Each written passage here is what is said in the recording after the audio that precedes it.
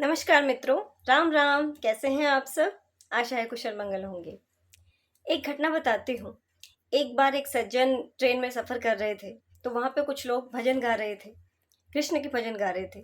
तो वो देखते हैं बगल में एक मुस्लिम औरत है, उसने कान पे हाथ रख लिया है, मतलब एकदम कान बंद करके। वो नहीं चाहते कि वो भजन जो है उसके उनके कानों में पड़े।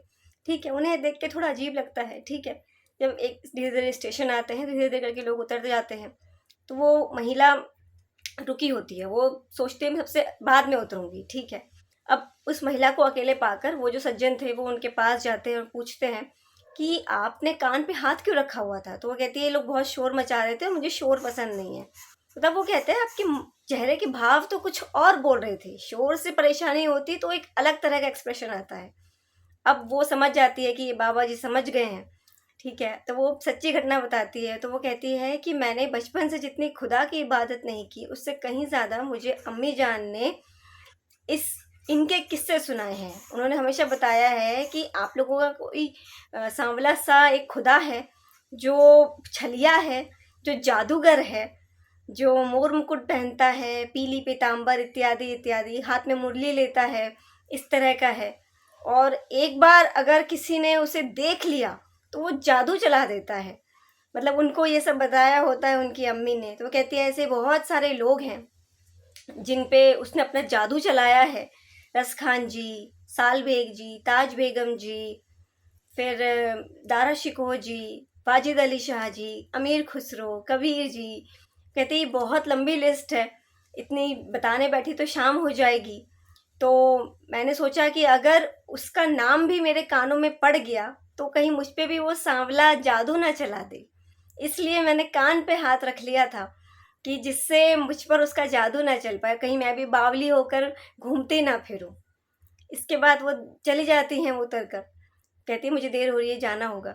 ठीक है, अब ये बात सुनकर वो जो सज्जन थे वो सोचते हैं, और वास्तव में आप और मैं हम भी सोचते हैं, क्या हम लोग उस स्थिति तक पहुंचे हैं? क्या हम लोग उस लेवल तक पहुंचे हैं? कहाँ उनका विश्वास इतना पक्का था मुस्लिम होने पर भी कि अगर उसका नाम भी सुन लिया तो कहीं वो जादू ना चला दे, उसके दीवाने ना बन जाएं। खुद विचार कर कर देखिए हम और आपकी स्थिति कहाँ तक है। क्या हम में है इतना विश्वास? इसी से एक और घटना याद आती है। ये घटना वृंदावन की है, द्वापर युग की है। देवऋषि नारद जा रहे होते हैं, तो देखते हैं कि ब्रज में एक गोपी, वो प्राणायाम करते हुए वो ध्यान लगाने की कोशिश कर रही है। पहले उन्हें समझ नहीं आता ये कर क्या रही है। ठीक है, वो थोड़ा और समीप जाते हैं, समझने की कोशिश करते हैं कि उनको लगता है कि ब्रज में कोई ध्यान लगाने की कोशिश क्यों कर रहा है, क्योंकि ब्रज में सब मस्ती में रहते हैं, सब झूमते गाते रहते हैं। ब्रज में उन्होंने कभी किसी को ध्यान लगाते नहीं देखा था। तो सोचते ये कर क्या रही हो। समीप जाने पर देखते हैं कि वो कुछ ध्यान लगाने की कोशिश कर रही है, वो भी प्राणायाम करते हुए। तो पूछ लेते हैं कि देवी आप ये क्या कर रही हैं? तो वो कहती है कि मैं ध्यान लगाने की कोशिश कर रही हूँ। कहते क्यों? मतलब कृष्ण को ध्यान से निकालने के लिए मैं ध्यान लगाने की कोशिश कर रही हूँ। तो कहती है वो सारा समय मेरे ध्यान में रहता है। मैं आटा गूंदने जाऊं तो मुझे लगता है उसके जो कमल, उसके जो चरण है एकदम कमल की पंखुड़ी जैसे नरम नरम, आटे में मुझे उसका ध्यान आता है। घर से गोबर लीपने जाऊं तो गोबर में उसका चेहरा नजर आता है।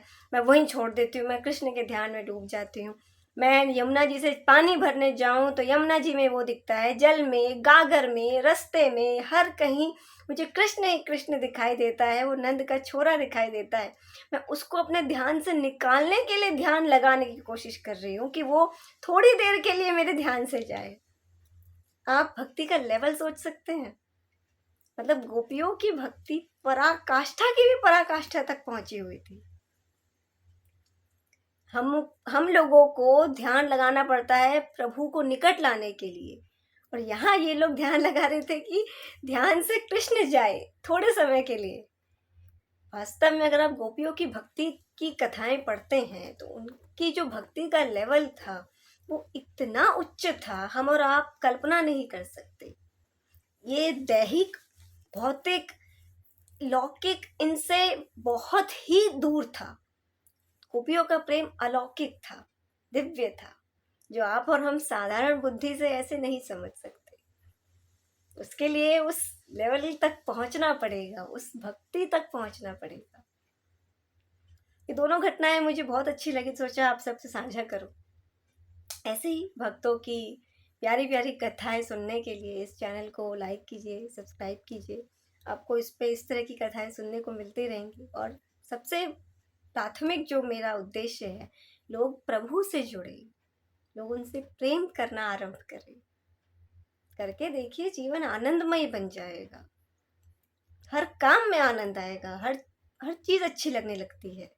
और प्रत्येक संकट, प्रत्येक कष्ट बहुत ही सहजता से निकल जाता है, आपको समझ में भी नहीं आता। बड़ी से बड़ी कठिनाइयां बड़ी आराम से निकल जाती है। हाथ थाम कर देखिए। हरे कृष्ण, राम राम। कुशल रहिए, स्वस्थ रहिए और प्रभु से रिश्ता बनाए रखिए, जोड़ने का प्रयास कीजिए। धन्यवाद।